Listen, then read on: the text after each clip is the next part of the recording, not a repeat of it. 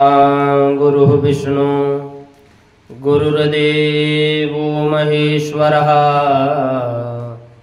गुरुः साक्षात् परब्रह्म तस्मै श्री गुरुवे नमः। धर्मं भजस्व सततं त्यज लोक धर्मान् सेवस्व साधु पुरुषान् जहि काम तृष्णाम्।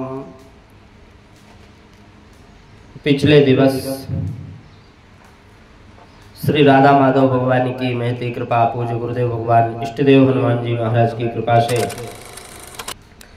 हम लोग नित्य निरंतर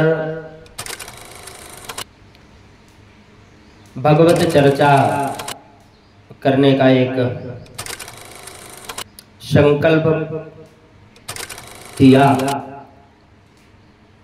उस संकल्प अनुसार श्रीमद् भागवत महापुराण अंतर्गत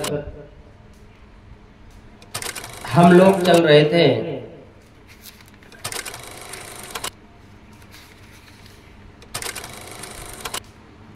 गोकर्ण उपाख्यान में संपूर्ण व्याख्यान लेकर के चलने का प्रयास।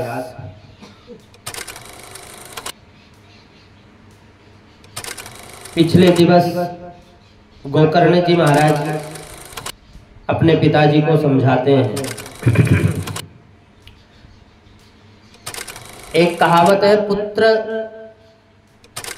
कुपुत्र का धन संचय और पुत्र सुपुत्र का धन संचय। पुत्र यदि कुपुत्र हो जाए तो धन एकत्रित करने की आवश्यकता नहीं, और पुत्र यदि सुपुत्र हो जाए तो धन एकत्रित करने की आवश्यकता नहीं है। वही गोकर्ण जी महाराज कहते हैं, पिताजी साधु पुरुषों का संगत करो और संसारियों का संग करोगे तो संसार की कामनाएं बढ़ेंगी। संसारियों की संगति से संसार चित्त पर चढ़ता है, और भगवत प्रेम में रंगे हुए भगवत रसिकों की संगति करोगे तो भगवत प्रेम आपके भीतर जागृत होने लगेगा। नेताओं के साथ रहने लगोगे तो नेतागिरी अपने आप धीरे धीरे आ जाएगी। पहलवानों के संग उठना बैठना प्रारंभ करोगे तो पहलवानी आ जाएगी। जुआरियों के साथ उठना बैठना प्रारंभ करोगे तो जुआरी पत्ता फेंकना आ जाएगा। ठीक इसी प्रकार भगवत रसिकों के संग करोगे तो भगवत प्रेम अपने जीवन में आता है। जैसी संगत वैसी रंगत। तो संतों का संग करना, और संतों के संग करने से होगा क्या? तो गोकर्ण जी कहते हैं, पिताजी भगवान की मधुरमयी रसमयी कथा सुनो, और संतों के संग से सब कुछ अच्छा होना प्रारंभ हो जाएगा, हमारा जीवन सफल हो जाएगा। जिसकी चर्चा ज्यादा से ज्यादा सुनते हैं चित्त उधर ही खींचता है। गोविंद के तो चित्त चरित्र ही खींचने वाले हैं। कृष्ण शब्द का अर्थ होता है कर्षति इति कृष्ण है, जो मन को अपनी ओर आकर्षित करे उसी का नाम तो श्री कृष्ण है। इसलिए भगवान की मधुर मधुर कथा सुनो। इस इको को कम करो थोड़ा सा। भगवत चर्चा ज्यादा से ज्यादा श्रवण करो। ऐसा करने से आपका चित्त अपने आप ही भगवत रसिक हो जाएगा। गोकर्ण जी का एक एक शब्द आत्मदेव की बुद्धि में बैठ गया। एवं सुतोऽपि वसतोऽपि गृहं विहाय या तो वनम स्थिर मतिर गति 60 वर्षा एवं श्रुतोक्तिवशतोऽपि गृहं विहाय या तो वनम स्थिर मतिर गति 60 वर्षा युक्तो हरेर्नुदिनं परिचर्ययासौ श्रीकृष्णमाप्नियतं दशमस्य पाठात् श्रीकृष्णमाप्नियतं दशमस्य पाठात् 7 वर्ष की अवस्था में आत्मदेव गति 60 वर्ष है। 7 वर्ष की अवस्था में आत्मदेव को पुत्र की एक 60 वर्ष की अवस्था हुई पिता की, और पुत्र की एक बात अच्छी तरह चित्त में बैठ गई और तुरंत घर को त्याग दिया, वन की तरफ चले गए। संतों के बीच रहकर श्रीमद् भागवत के 10वें स्कंद का पाठ करते हुए नियतम नित्य 10मस्य पाठात् श्री कृष्ण भगवान के श्रीमद् भागवत महापुराण का 10मस्य पाठात् 10वें स्कंद का पाठ करते हुए भगवत चरणार बिंद में रति करता हुआ ब्राह्मण अंत में परम गति को प्राप्त हुआ। अब पिताजी के वन जाने के बाद धुंधकारी ने माता को पकड़ा और माताजी को पकड़ा, बोला माताजी पिताजी का सारा माल मुझे सौंप गए, सारा माल तुम्हें सौंप गए हैं, अब जल्दी जल्दी बता दो माल कहाँ गाड़ रखा है, कितनी तिजोरियां छुपा रखी हैं। मैया बोली बेटा तूने घर में छोड़ा ही क्या है, सब तो बर्बाद कर दिया, अब फूटी कौड़ी घर में नहीं है, मैं तुझे कहाँ से ला कर दूं। डांटने लगा, झूठ बोलती हो, अरे बतलाए नहीं बतलाएगी तो जलती लकड़ी से बुरी तरह पीटूंगा। क्वा वित्तम तिष्ठति ब्रूहि हनिष्ये लत्तया न चेत। तब तो धुंधली रोने लगी, हाय हाय यह क्या हो गया, अब तो निश्चय ही यह दुष्ट मुझे मारेगा, कहाँ जाऊं क्या करूं कुछ समझ में नहीं आया, तो रात में घर छोड़कर भाग गई। और कूपे पातः कृतौ रात्रौ तेन सा निधनम गता, अंध कुआं में जाकर रात्रि के समय जीवन का प्राणांत कर दिया। पिताजी संतों के संग चले गए, माताजी कुएं में गिर गई। अब गोकर्ण जी को लगा कि शायद हमारी बारी है, अतः तीर्थ यात्रा करने के बहाने भैया को समझा बुझा कर कि भैया हम जा रहे हैं तीर्थ यात्रा करने, तो गोकर्ण जी तीर्थ यात्रा में निकल गए। अब धुंधकारी घर में बिल्कुल अकेला रह गया, तो 5 गणिकाओं को बाजार से बुलाकर घर में बैठा लिया और नित्य निरंतर चोरी डकैती डालकर धन संपत्ति की जो भी कमाता धन संपत्ति उन देवियों को लाकर सौंप देता था। विचार कीजिए, यह आत्मदेव की कथा नहीं है, यह हम सबकी कथा है। और तुंगभद्रा नदी के तट पर रहने वाला यह आत्मदेव ब्राह्मण, उसी प्रकार यह शरीर हमारा जो शरीर है वह तुंगभद्रा नदी है, और तुंग अर्थात श्रेष्ठ, भद्र अर्थात कल्याण, जिसके द्वारा उत्तम कल्याण का मार्ग प्रशस्त हो वह तुंगभद्रा है। और वह हमारा जीवन शरीर है, हमारा मानव शरीर है, इसी में रहने वाला प्रत्येक जीवात्मा ब्राह्मण आत्मदेव है। आत्मदेव रूपी जीवात्मा तो बेचारा भोला भाला है, परंतु यह संशयात्मिका बुद्धि रूपी उनकी पत्नी जो धुंधली है ना, बहुत खतरनाक है, जो संशय करती है, हमेशा एक न एक कारण ढूंढती है। एक दिन आत्मदेव जंगल में गया तो उसे भगवान की कृपा से संत का दर्शन हो गया, और जब संत को जब अपनी समस्या बताई तो संत ने बहुत समझाया, पर आत्मदेव ने मानी नहीं, वरन आत्मदेव बोले हमें कुछ नहीं सुनना, हमें तो एक बेटा चाहिए। संत ने कहा अच्छा ठीक है, यदि बेटा चाहिए तो यह फल अपनी पत्नी को खिला दीजिए। अब बेटा हो जाएगा तो क्या पंडित जी ने फल खिलाया? पंडित जी ने स्वीकार किया कि खिला दूंगा, लाकर देवी जी को थमा दिया कि खा लेना। यदि अपने सामने ही लाकर के खिला दिया होता तो आज गोकर्ण ही आत्मदेव का बेटा होता। धुंधकारी की तो समस्या ही घर में पैदा नहीं होती, परंतु गलती कहाँ हो गई कि खा लेना, और धुंधली ने नहीं खाया। उसी प्रकार हम संतों के पास बैठते हैं, संतों का उपदेश श्रवण करते हैं, सुन सुनकर हमें ज्ञान रूपी फल भी प्राप्त होते हैं। संतों के वचनों से जो ज्ञान प्राप्त होता है वह दिव्य फल है।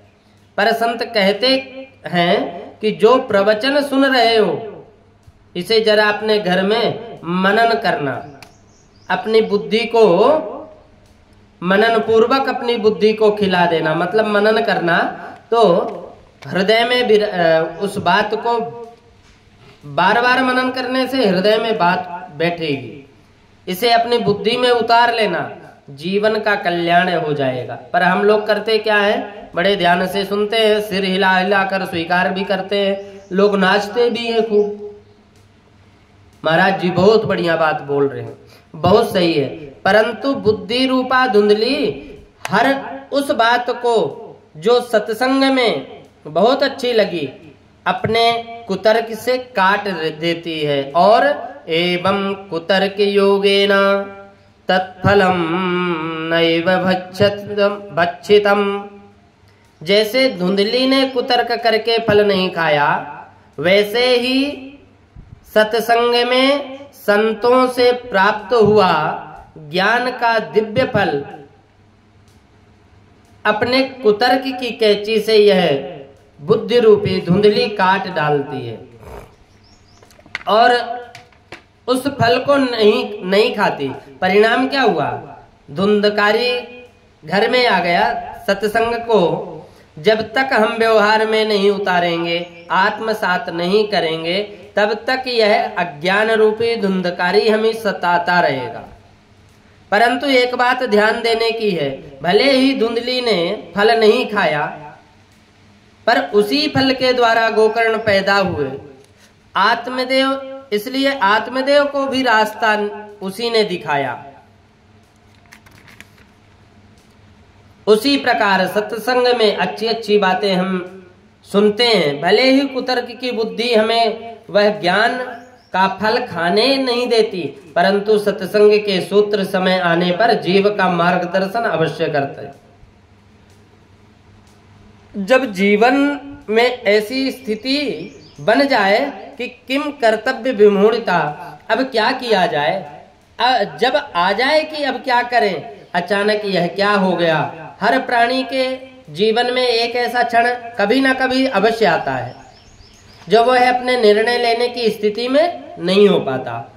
उस समय जो सत्संग किया है वही सत्संग का कोई ना कोई सूत्र उसे मार्ग दिखाने के लिए प्रकट हो जाता है।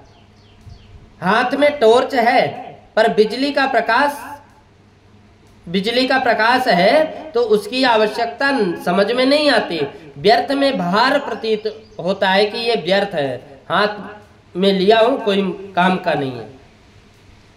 और महत्व तो समझ में आया कब, जब लाइट चली गई, घोर अंधेरा हो गया, आंखों के सामने अंधेरा छा गया, कुछ भी नहीं दिखने वाला, तो उस समय टॉर्च को ऑन किया, महत्व तो समझ में आया। लोग तो भटक गए, पर हमने अपनी टॉर्च निकाली और जला दिए और चल दिए। आत्मदेव ने सत्संग किया था तो संभल गया, पर धुंधली अपने को नहीं संभाल पाई क्योंकि उसका जीवन सत्संग विहीन था, इसलिए कुएं में जाकर के गिर पड़ी। जो ये आत्महत्या करते हैं वो सत्संग विहीन हुआ करते हैं, सत्संग उनको आता नहीं और सत्संग में कभी बैठे नहीं। जब हम सत्संग में नहीं बैठेंगे तो हमारे पास जब ऐसी परिस्थिति आएगी किम कर्तव्य विमूढ़ता का कि हम अब क्या करें, तो हमें सिर्फ मृत्यु आत्महत्या ही सामने नजर आएगी कि आत्महत्या कर ले। ऐसे कई लोग आते हैं और हमेशा कहते हैं, कई ऐसे 2-4-10 दिन में एक केस ऐसा आता है जिसमें ये कहते हैं महाराज हमने आत्महत्या करने की कोशिश की लेकिन आत्महत्या से भी बच गया। तो ये आत्महत्या करना कोई समस्या का समाधान नहीं है।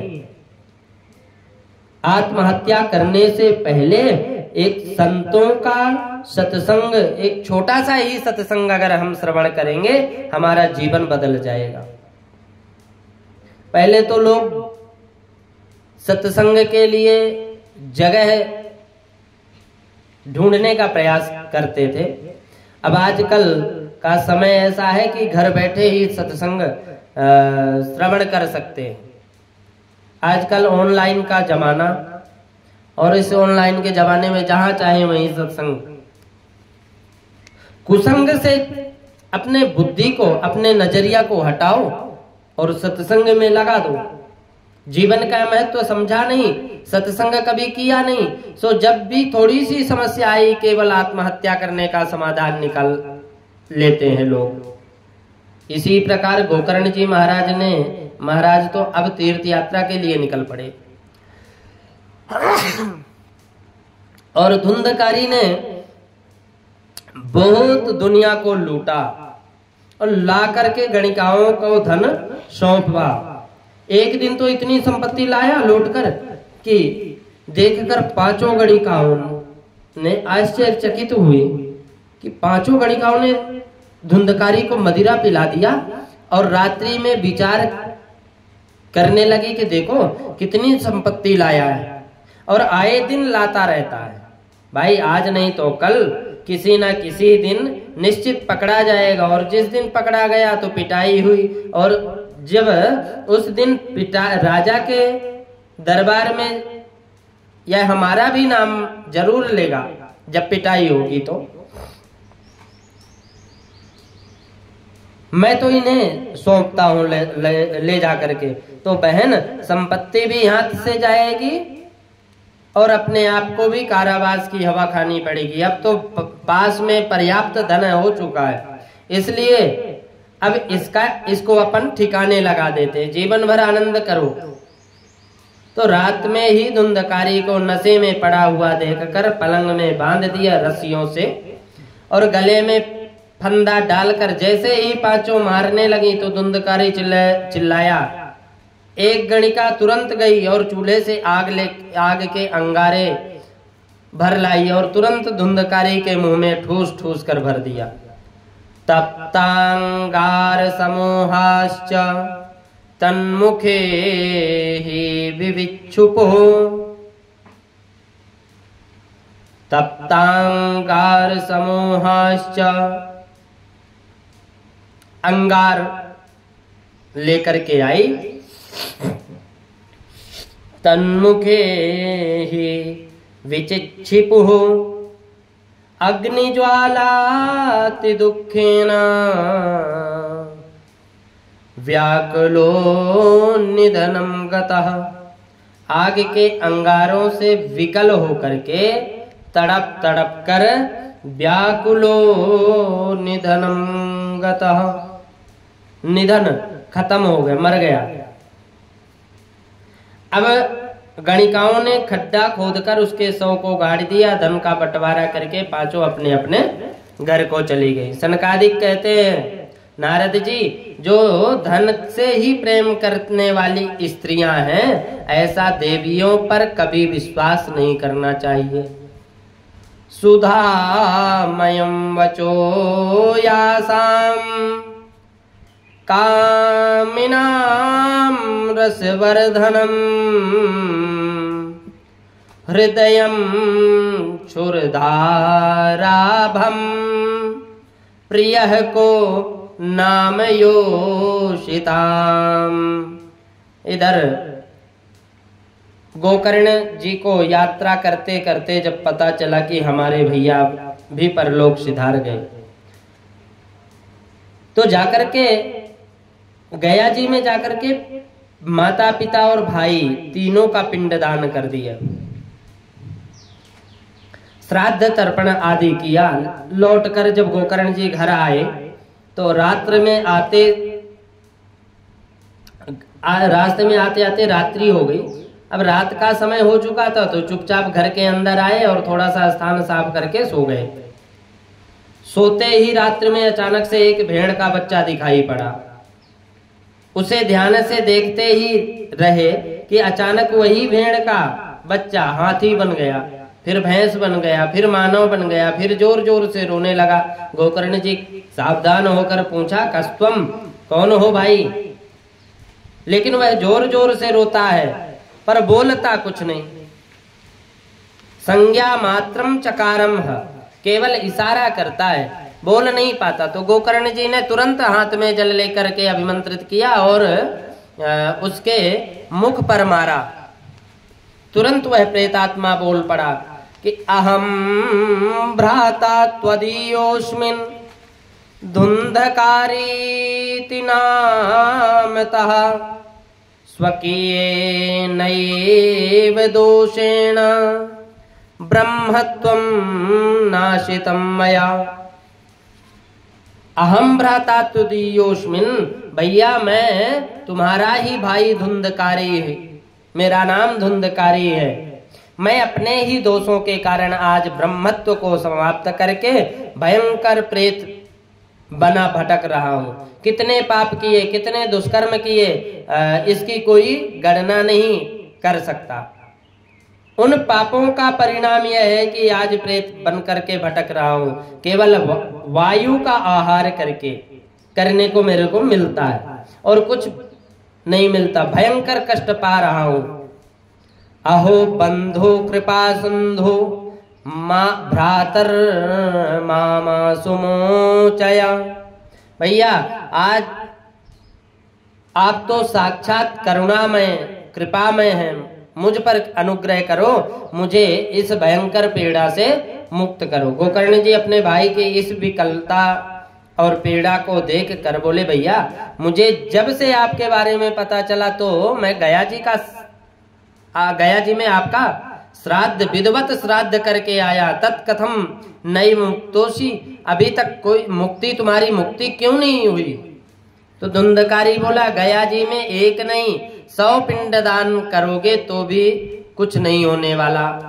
गया श्राद्ध सतेनापि, गया श्राद्ध सतेनापि मुक्तिर्मे न भविष्यति। 1-2 नहीं, चाहे कितनी भी श्राद्ध, 100 श्राद्धों से भी मेरा उद्धार होने वाला नहीं है, क्योंकि मैं छोटा मोटा प्रेत नहीं हूँ, प्रथम श्रेणी का प्रेत हूँ और मेरे जैसे महाप्रेतों का ऐसे उद्धार होने वाला नहीं। तो गोकर्ण जी ने पूछा, भैया और क्या किया जाए? तो धुंधकारी ने उत्तर दिया, अब तो यह आप ही सोचिए, मैं क्या बताऊं। तो गोकर्ण जी बोले, हम तुम्हारा कल्याण सुनिश्चित रूप से करेंगे, पर इस समय तुम चले जाओ। आश्वासन प्राप्त करके धुंधकारी अदृश्य हो गया। रात भर चिंता के मारे गोकर्ण जी को नींद नहीं आई। प्रातः काल उठते ही ब्राह्मणों को बुलाकर परामर्श लिया। जब कोई निर्णय करने की स्थिति में नहीं रहा, तब गोकर्ण जी महाराज ने अंत में सूर्य भगवान का स्मरण किया। एक बात बताऊं, कभी अगर आपको कोई मार्ग ना मिले तो आप सच्चे हृदय से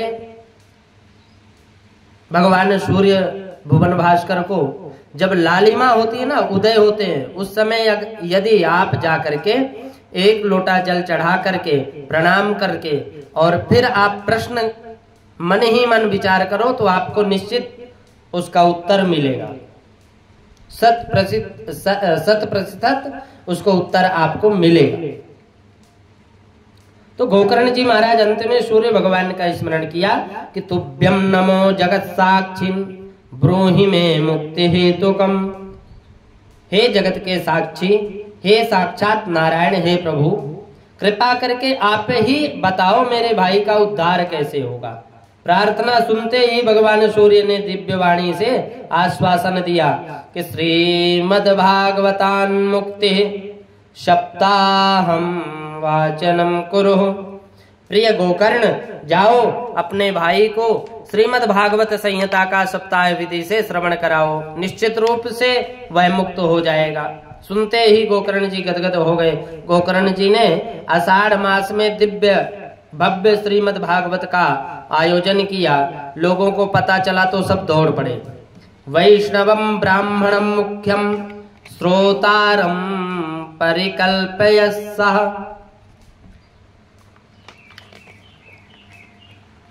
उसी समय धुंधकारी भी 7 गांठ के बांस में आकर के बैठ गया। जन समुदाय के बीच में गोकर्ण जी ने व्यासपीठ पर विराजमान होकर कथा प्रारंभ कर दी। अब जैसे ही प्रथम दिन की कथा संपन्न हुई, बांस की प्रथम गांठ चटक गई। धुंधकारी उसी बांस में प्रविष्ट होकर वायु रूप से कथा अमृत पान कर रहा है।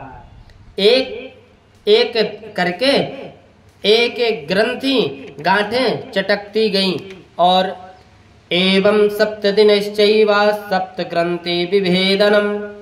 7 दिन में उस बांस की 7 गांठें चटक गई। और क्या हुआ? दिव्य रूप धरो जात तुलसी दाम मंडिता पीतवासा घनश्यामो मुकुटे कुंडलान्वितः। 7 दिन का भागवत सप्ताह संपन्न होते ही एक दिव्य पुरुष उस गांठ के बांस से प्रकट हो गया और गोकर्ण जी महाराज को प्रणाम करने लगा। गोकर्ण जी ने पूछा, कौन हो भैया? मंद मंद मुस्कुराया और दिव्य पुरुष बोला, भैया आपने मुझे नहीं पहचाना, मैं आपका वही धुंधकारी भाई हूं। उस दिव्यात्मा को जब देखा तो देखते ही रहे गोकर्ण जी महाराज। हाथ जोड़कर गोकर्ण जी के सन्मुख धुंधकारी ने भागवत की बड़ी सुंदर महिमा गाई कि धन्या भागवते वार्ता प्रेत पीड़ा विनाशिनी सप्ताहोपि तथा धन्या कृष्ण लोक फलप्रदा। धन्य है भागवत की कथा, जिसने मुझ जैसे पतित प्रेतात्मा को भी परम पुनीत बना दिया। अरे सब प्रकार के पापों को भस्म करने वाली इस कथा में भला कौन अवगाहन नहीं करना चाहेगा। यह शरीर जो नाशवान है, प्रायः जो भोजन करके और शाम तक बुझ जाता है, ऐसे अन्न से बनी हुई यह काया कितने दिन तक टिकेगी? ऐसे अनित्य काया को पाकर जो नित्य शाश्वत परम तत्व को जान ले, उसी मानव की मानवता सार्थक है। अन्यथा बुदबुदा इव तोयेसु मस्का इव जंतुसु। पानी में बुलबुला पैदा हुआ, फूट गया, मच्छर पैदा हुआ, मर गए। ऐसे ही मानव शरीर पाकर खाने पीने सोने में समय समाप्त करके चले गए, तो और उसमें अंतर नहीं है। जानवर और मनुष्य में अंतर फिर नहीं है। भगवान की यह मंगलमयी कथा संसार के समस्त प्रकार के पापों की प्रक्षालन करने में समर्थ है। कथा मंदाकिनी में स्नान करते ही जीव के समस्त पाप धुल जाते हैं। संसार के जितने भी पाप हैं सब धुल जाते हैं। संसार कर्दमा लेपा प्रक्षालन पटीयसी। सारे संसार का कीचड़ धुल जाता है। अगर गर्मी पड़ी हो, लंबी यात्रा करके पसीना आपका लथपथ हो, धूल मिट्टी से पूरे शरीर में लगी हो, लेकिन गंगा मैया जैसे ही गंगा मैया में गोता लगाओगे तो सारी गर्मी हट जाती है, धूल मिट्टी पता नहीं कहाँ चली गई।